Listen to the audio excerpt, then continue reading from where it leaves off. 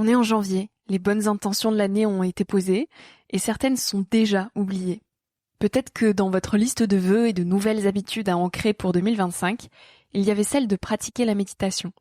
Alors je vous vois assis en lotus, les yeux fermés, à vous dire « mais c'est pas pour moi, je pense trop, je m'ennuie, je pourrais faire autre chose ». Et en fait, comment je fais pour méditer ? Du coup, vous avez déjà rayé cette intention de votre liste. Et je vous rassure, moi aussi, c'était pareil.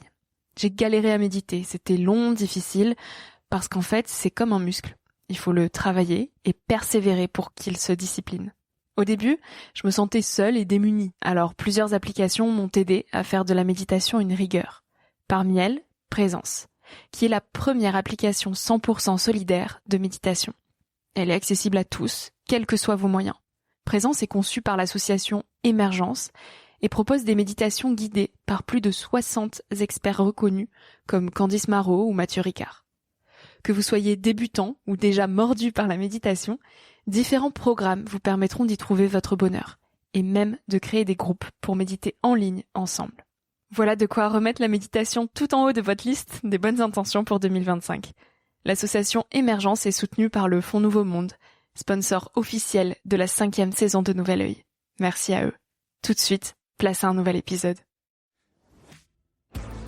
Cet épisode est un extrait du podcast publié lundi dernier. En 5 minutes, il te permettra de retenir les plus beaux messages de mon invité de la semaine. Un mini-épisode à écouter et à réécouter quand la motivation ou l'espoir te manqueront. J'espère que cet extrait remplacera Instagram pendant ta pause de 10 minutes, se retrouvera dans tes oreilles avant de t'endormir ou à ton réveil pour commencer ta journée dans la joie. Si cet extrait te plaît et que tu as envie d'en connaître plus sur mon invité de la semaine, l'épisode en entier t'attend chaudement sur Nouvel Œil. Moi, je vois pas du tout la vie comme un plan quinquennal, enfin beaucoup plus que quinquennal, mais sur lequel on établit quand on est jeune une grille et on s'y tient. Enfin, quand on regarde un doc, tout d'un coup, c'est comme si on nous faisait gagner du temps dans la rencontre de quelqu'un. Il y a un réalisateur ou une réalisatrice qui a passé souvent minimum 1 an, souvent plusieurs années, parfois 7 ans, 8 ans pour faire un doc.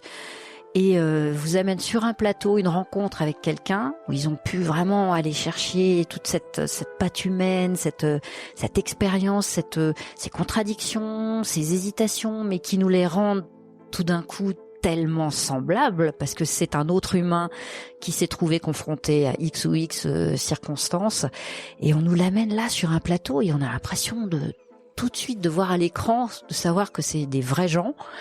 C'est une expérience complètement différente de la fiction. Et moi, je préfère de très loin les films qui apportent des questionnements que les films qui apportent des réponses. Donc, c'est toujours un peu louche les réponses qu'on apporte, qui je suis pour avoir la vérité. En revanche, d'apporter des éléments de questionnement, ça, je trouve ça très intéressant. Faisons un bout de chemin ensemble, essayons de se mettre autour d'une table. Moi, je crois beaucoup aux vertus de la table. Le copain, c'est celui avec lequel on partage le pain. Et c'est vrai qu'avec nos micro-ondes et nos barquettes sous cellophane, qu'on mange tout seul dans sa télé ou devant son téléphone et du fil d'actualité de TikTok ou d'Insta, on devient des îlots très malheureux. Voilà, on est une société qui devient un agrégat de petites bulles individuelles.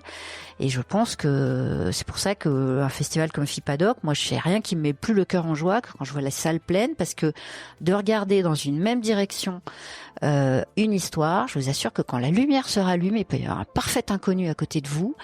C'est irrépressible, on lui sourit, on lui dit oh là c'est incroyable ce truc, vous avez vu. Ah oui, puis moi j'ai beaucoup aimé quand un tel. Alors moi quand il se passe des choses comme ça, j'adore. Oui, c'est vrai quand même qu'avec les années, on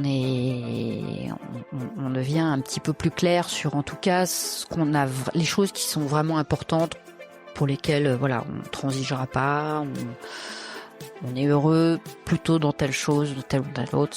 C'est ce que j'appelais mon tempo intérieur au départ, mais après le tempo intérieur, il s'applique à toutes sortes de moments. Si cet extrait t'a plu et que tu as envie d'en connaître plus sur mon invité de la semaine, l'épisode en entier est disponible sur Nouvel Œil.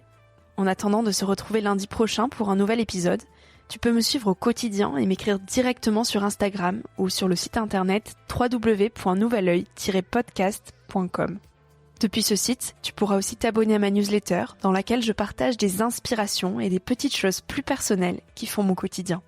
En attendant le prochain épisode, je te souhaite de savourer la vie comme il se doit et surtout, de faire des choses folles.